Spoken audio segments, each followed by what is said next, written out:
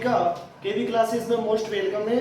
और आप सभी को पता है कि कल मैंने वैसे भी आपको इंट्रोडक्शन दिया था कि मैं आपको क्या पढ़ाने वाला हूँ, आरबीसी एंड एनसीईआरटी बेस 2023-24 का पढ़ाने वाला हूँ, साइंस पढ़ाने वाला हूँ, यानी विज्ञान के आपको चैप्टर कराएंगे।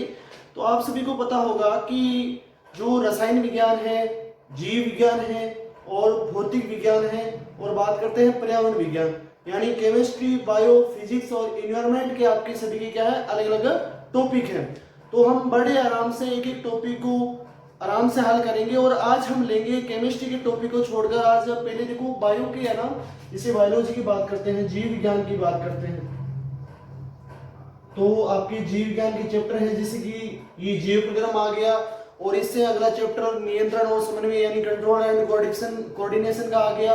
और इससे आगे जीव जनन कैसे करते हैं, है ना, यानी हाउ टू ऑर्गेनिज्म रिप्रोडक्शन आ गया। और इससे आगे हम बात करते हैं जेनेटिक्स, आनुवांशिकता वाला चैप्टर आ गया। तो ये सारे किसके अंदर है, जीव विज्ञान के अंदर है, और यही हम पहले पढ़ेंगे। और ये सबसे ज्यादा नंबर्स काउंट करते हैं साइंस के अंदर। आगे देखो, तो हम पढ़ रहे हैं जीव विज्ञान, और जीव विज्ञान में हम क्या पढ़ेंगे, अध्याय 5, और इसका नाम क्या है, जीव प्रक्रम, देयर लाइफ प्रोसेस। तो देखो नाम से ही पता चलना है जीव प्रक्रम, यानी जीव मीन्स क्या होता है, जीव, क्या होता है, जीव। और प्रक्रम मीन्स क्या हो गया, प्रक्रिया या प्रोसेस कह दो आप लोग। देखो जीव की प्रक्रिया, जीव प्रक्रम, क्या ये सही है? अरे सर ये सही है ना, ये छोटी सी है। ये छोटी से कोई मतलब नहीं है। तो ये एक परिभाषा, तो स्टार्टिंग फेज है। क्या है, स्टार्टिंग फेज है। तो देखो जीव प्रक्रम क्या होता है, जिसमें जीव की प्रक्रिया तो होती है, पर उसमें किसका काम किया जाता है, अनुरक्षण का काम किया जाता है। किसका काम किया जाता है, अनुरक्षण। अब ये सर अनुरक्षण क्या होता है, तो अनुरक्षण होता है रख रखाव, रख रखाव, और रख रखाव का कार्य इसके अंदर किया जाता है, किसमें, जीव प्रक्रम में। जिस प्रकार आपकी देखो, आपकी शादी हो गई है ना, और आपकी कोई वाइफ आए तो आप उसकी केयर करते हो ना, इसी प्रकार हमारी बॉडी के अंदर भी कई पार्ट होते हैं, उनकी भी हमें केयर करनी पड़ती है, उनकी भी हमें रख रखाव करनी पड़ती है। और वो रख रखाव हम किस प्रकार करते हैं, यही हम पढ़ेंगे। तो जीव प्रक्रम की परिभाषा तो यहाँ से क्लियर होगी ना, यानी ऐसा प्रक्रम या ऐसी प्रक्रिया जिसमें किसके कार्य होते हैं, अनुरक्षण यानी रख रखाव के कार्य होते हैं, और ये क्या कहलाता है, जीव प्रक्रम कहलाता है, यानी लाइफ प्रोसेस कहलाता है। तो देखो अब इसमें हम क्या क्या पढ़ेंगे जीव प्रक्रम में, यहाँ से तो बात क्लियर है। तो देखो इसमें हम पढ़ेंगे जीव प्रक्रम की सामान्य जानकारी। जीव प्रक्रम की सामान्य जानकारी में आपके आएगा लिविंग एंड नॉन लिविंग के बारे में, यानी सजीव और निर्जीव में अंतर स्पष्ट करने के लिए आएगा। तो और इससे आगे हम पढ़ेंगे पोषण के बारे में, और पोषण भी आपको दो प्रकार का दे रखा है। एक दे रखा है आपको स्वपोषी दे रखा है, और एक आपको दे रखा है विषम पोषी, यानी ऑटोट्रॉफिक और हेटेरोट्रॉफिक के बारे में बात करते हैं। और इससे आगे हम पढ़ेंगे श्वसन। तो श्वसन की सारी प्रोसेस आ रखी है कि श्वसन हम किस प्रकार करते हैं, और किस प्रकार हम कौन सी गैसेस को लेते हैं, किस प्रकार वो गैसेस हमारी बॉडी में पूरी रिकवर होती हैं, इसके बारे में हम पढ़ेंगे।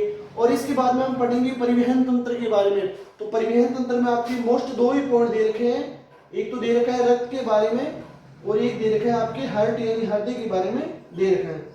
और अब देखो जैसे ही परिवहन का काम हुआ तो अभी हमारे शरीर में अपने आप ही जो ऊर्जा बनी थी, उस ऊर्जा बनने के अलावा जो भी वेस्ट मटेरियल बचा था उसे हमें बाहर निकालना होता है, और ये कौन काम करता है, उत्सर्जन तंत्र करता है।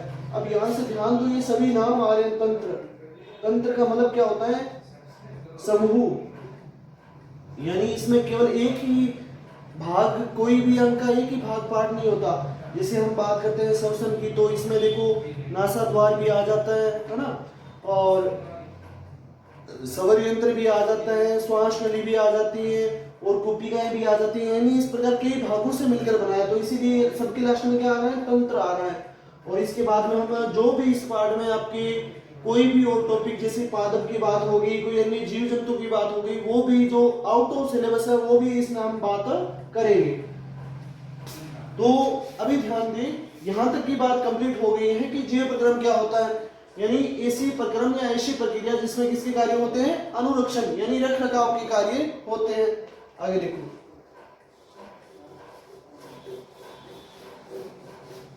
अब हम बात करते हैं किसके बारे में, पोषण के बारे में बात करते हैं, यानी न्यूट्रिशन के बारे में बात करते हैं। तो देखो पोषण होता क्या है, तो पोषण किसे कहते हैं, ये आपने 6th क्लास में पढ़ा था और 7th क्लास में भी आया हुआ था, 8th में भी था और 9th में ये नहीं था, है ना। तो पीछे 3 क्लासों में आपने साइंस में पढ़ा होगा पोषण के बारे में। तो सर बीच में कोरोना भी आया था ना सर, हम कहाँ से पढ़ेंगे, और वैसे भी आपके पढ़ने में थोड़ा इंटरेस्ट कम है, तो बड़े आराम से और बड़े ध्यान से देखिए, वापस देखिए पोषण के बारे में, न्यूट्रिशन के बारे में। तो देखो पोषण क्या होता है, तो पोषण में क्या होता है, इसमें जरूरत होती है हमें ऊर्जा की, किसकी, ऊर्जा की, यानी जो अनुरक्षण का कार्य था, किसका कार्य, अनुरक्षण का, इसको चलाने के लिए हमें जरूरत किसकी है भाई, ऊर्जा की, यानी एनर्जी की हमें क्या रहती है, रिक्वायरमेंट रहती है।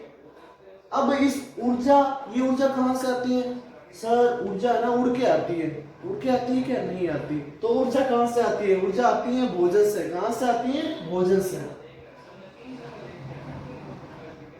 हाँ सर, ऊर्जा तो भोजन के द्वारा आ गई। तो ये प्रक्रम बताओ, भोजन अंदर बनता है क्या, हमारे अंदर कोई गैस वगैरह लगा है क्या, नहीं सर, ये भोजन तो हम बाहर बनाते हैं ना, हमारी मम्मी बनाती है, बहन बनाती है, हमारी वाइफ बनाती है। अरे वाइफ अभी नहीं आई है, ये बात गलत है, आगे देखो। तो हम पोषण के बारे में बात कर रहे हैं, तो पोषण में हमें जरूरत किसकी है, भोजन की, फूड की जरूरत रहती है। तो देखो, यानी इसकी डेफिनेशन लिखेंगे तो हम क्या लिखेंगे कि भोजन को बाहर से ग्रहण करना, शरीर के बाहर से ग्रहण करना, किसके लिए, ऊर्जा प्राप्ति के लिए, किसके लिए, ऊर्जा प्राप्ति के लिए।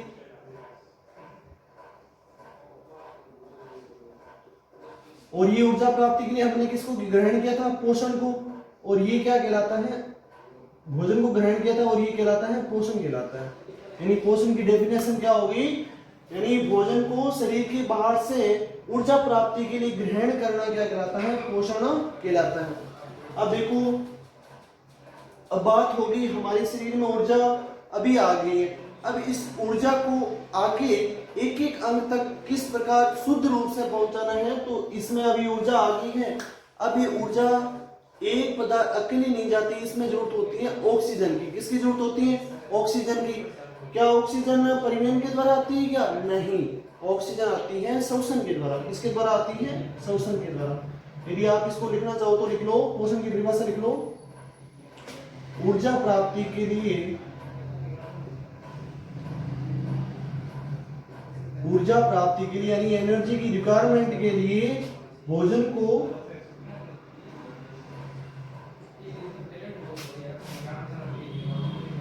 शरीर के अंदर ग्रहण करना, ये क्या कहलाता है, पोषण कहलाता है। अब देखो, जो ऊर्जा के तत्व होते हैं, इसमें आपने पढ़ा होगा ऊर्जा कौन से पोषक तत्वों के द्वारा आती है, जिसे आपको पता है कि पोषक तत्व कौन कौन से हैं। तो कौन कौन से होते हैं पोषक तत्व, जैसे कि कार्बोहाइड्रेट,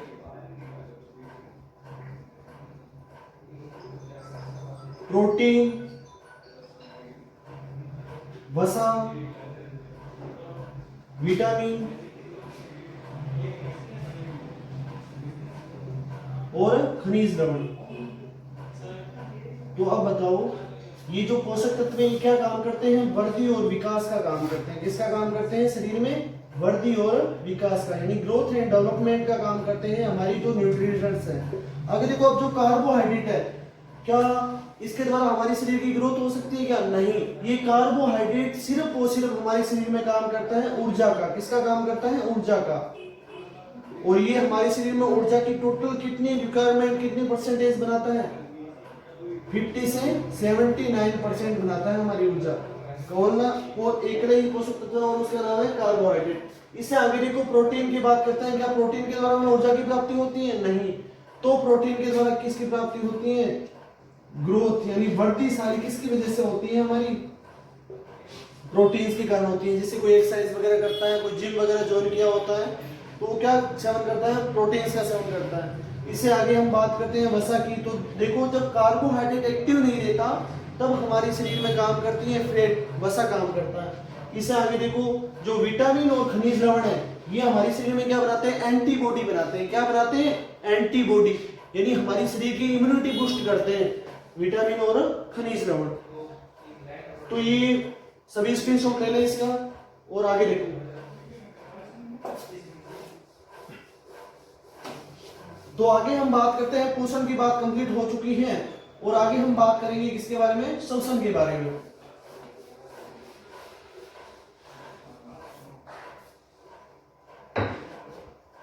तो श्वसन या रेस्पिरेशन की बात करते हैं।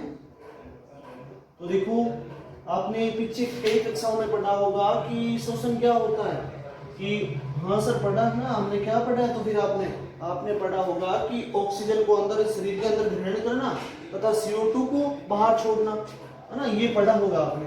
पर आप अभी बड़ी क्लासों में आ गए हो तो ये डेफिनेशन अभी सही नहीं है। अभी ये जो एग्जामिनर होते हैं ना वो इसी प्रकार की डेफिनेशन सही नहीं करते हैं। तो देखो श्वसन आपने ये पढ़ा होगा, जैसे कि ये कोई इंसान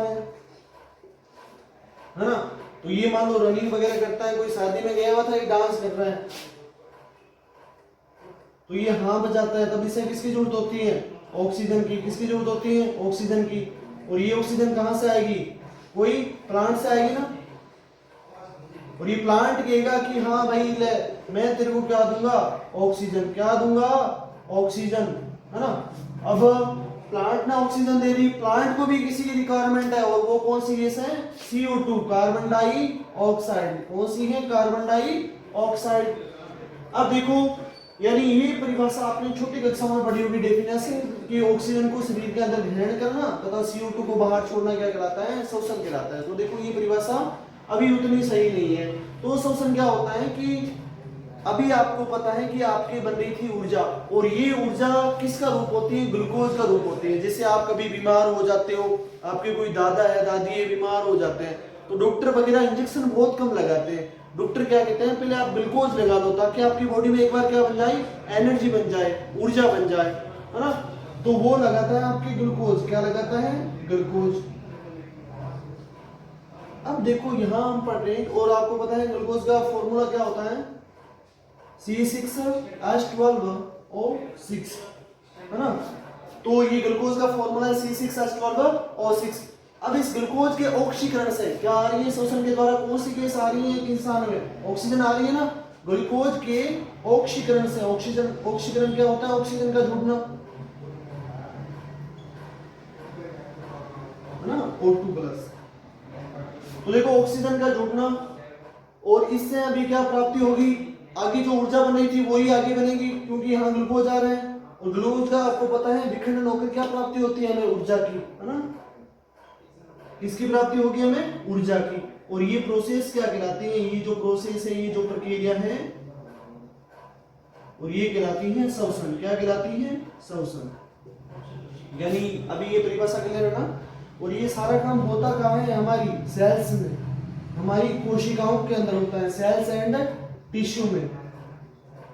यानी जो हमारी कोशिका है और जो हमारे ऊतक है वहां ये सारा काम होता है। यानी हमारी कोशिकाओं के अंदर ग्लूकोज के ऑक्सीकरण से ऊर्जा उत्पादन करने की प्रक्रिया है, ये क्या कहलाती है, श्वसन कहलाती है। अभी देखो हमारे शरीर में ऑक्सीजन आ गई है, अब इस ऑक्सीजन को क्या पहुंचाना है, आगे भी पहुंचाना है। तो देखो जैसे आप क्या होता है, जैसे आपकी कोई नई महिला मित्र बनी, नई कोई जीएफ बनी, तो आप क्या करते हो, एक दोस्त से दूसरे दोस्त को कहते हो, नहीं यार मैंने उसकी सेटिंग कर ली थी, वो मेरी नई सेटिंग हो गई। तो इसी प्रकार हमारे शरीर में भी देखो ये भी आगे काम फैलाता है ना, ये भी अब फैलाएगा कि हाँ भाई ऑक्सीजन आ गई है, सभी अलर्ट हो जाओ। तो अलर्ट कौन होगा, परिवहन तंत्र। जैसे आपके भी दोस्त होते हैं ना दौड़ाने वाले, है ना, तो ये भी है, ये आगे फैलाएगा बात को, कौन, परिवहन तंत्र। और परिवहन तंत्र के अंदर आता है रक्त और हृदय, रक्त और हृदय आता है मोस्टली।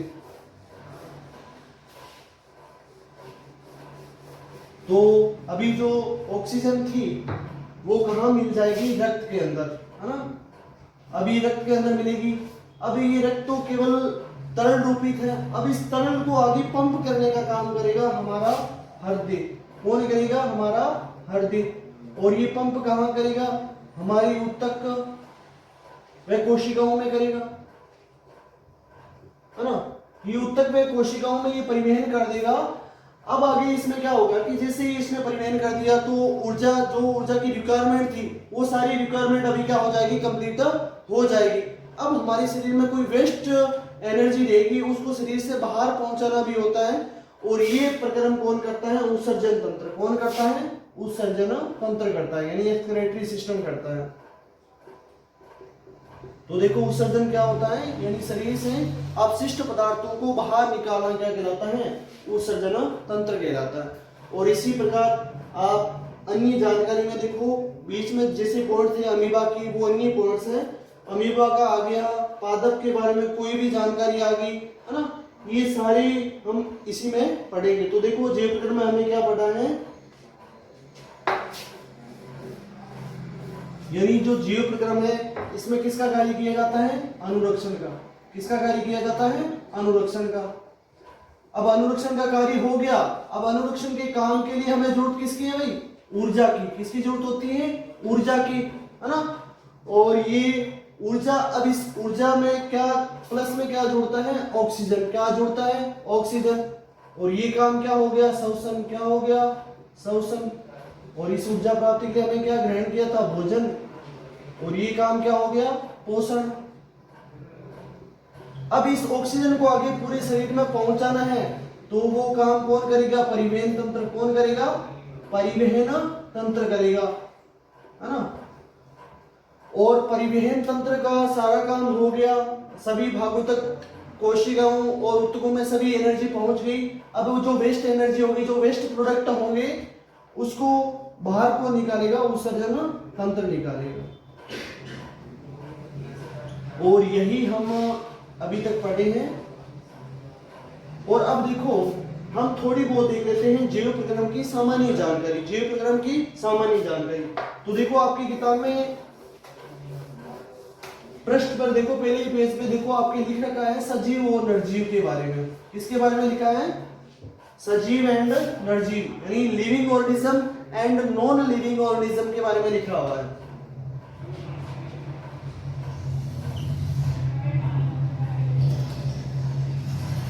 तो देखो सजीव और निर्जीव में अंतर स्पष्ट करने के लिए हम क्या करते हैं, जैसे आप सपोज करो ये कोई इंसान है,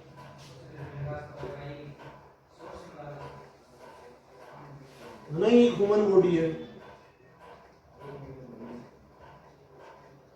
और ये कोई रोबोट है,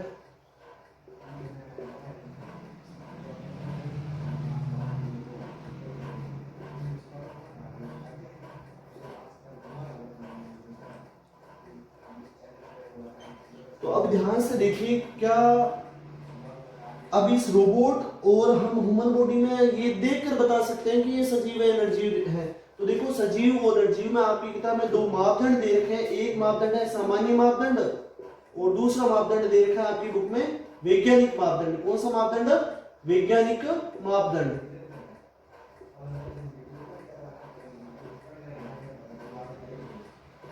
तो देखो सामान्य मापदंड में कैसी गतियां होती है? दृश्य गतियां होती है। कौन सी गतियां होती है? दृश्य गतियां। दृश्य गतियां का मतलब क्या होता है? जैसे बोलना, चलना और खेलना। अब ये काम देखो इंसान भी बोल सकता है, रोबोट भी बोल सकता है, तो हम देखकर तो ये नहीं बता सकते ना ये सजीव है। अब ये भी खेल सकता है, ये भी खेल सकता है, ये भी कोई काम को कर सकता है, ये भी कोई काम को कर सकता है।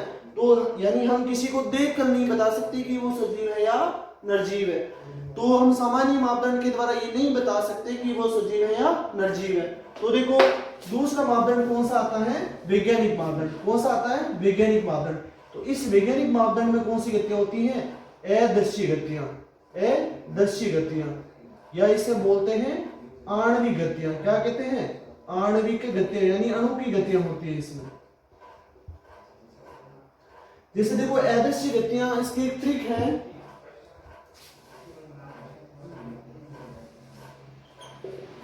शिवपाभ्रसजग, क्या ट्रिक है? शिवपाभ्रसजग, यानी इसमें ये गतियां होगी। से का मतलब क्या होता है? शोषण। ऊ का मतलब क्या होता है? उत्सर्जन। और पा का मतलब क्या होता है? पाचन। और वर का मतलब क्या होता है? वर वधु नहीं, वर्दी। आगे देखो सह का मतलब क्या होता है? संवेदनशीलता। क्या होती है? संवेदनशीलता। और जय का मतलब क्या होता है? जनन। और गे का मतलब होता है गति। ये जिनमें लक्षण होंगे वो क्या है, सजीव है, यानी वो लिविंग ऑर्गेनिज्म है ना। तो देखो स का मतलब हो गया श्वसन, और ऊ का मतलब हो गया उत्सर्जन, और पा का मतलब हो गया पाचन, वर का मतलब हो गया वृद्धि, से का मतलब हो गया संवेदनशीलता, और जे का मतलब हो गया जनन, और गे का मतलब हो गया गति। अब बताओ गाड़ी श्वसन करती है, गाड़ी लेती है ऑक्सीजन CO2 छोड़ती है, नहीं छोड़ती, तो वो क्या है। अब बताओ श्वसन की गति हमें दिखाई देती है क्या, नहीं दिखाई देती है ना। तो ये कैसी गति है, आदर्शी गति, तो हम कह सकते हैं कि ये क्या है, सजीव है। और आगे देखो उत्सर्जन, उत्सर्जन हमें बाहर से दिखाई देता है क्या, नहीं दिखाई देता, तो हम कह सकते हैं कि ये सजीव है। इसी बात करते हैं पाचन के बारे में बात करते हैं। तो जो पाचन का काम है, भोजन का पाचन, क्या गाड़ी वगैरह पाचन करती है, नहीं करती। अब देखो वर्दी, जैसे वर्दी सपोज करो आप लेके आए कोई स्प्लेंडर बाइक, है ना, तो आप स्प्लेंडर बाइक लाके आप सोचोगे कि भैया हाँ 1 साल के बाद में ये बुलेट बन जाएगी क्या, नहीं बनेगी। और हम बात करते हैं कोई इंसान की, छोटा बच्चा होता है वो धीरे धीरे ग्रोथ कर जाता है ना। तो ये सारे लक्षण किसके हैं, सजीव के। वैसे आगे देखो संवेदनशीलता, संवेदनशीलता क्या होती है, जैसे आप कोई जा रहे हो, अचानक पीछे से कोई सॉफ्ट हाथ टच हुआ आपके, तो आप अचानक जल्दी से स्पीड से आप पीछे मुड़ोगे, आप देखोगे यार ये हाथ किसने लगाया, फिर आप अचानक देखोगे वो अच्छा ये तो दोस्त था।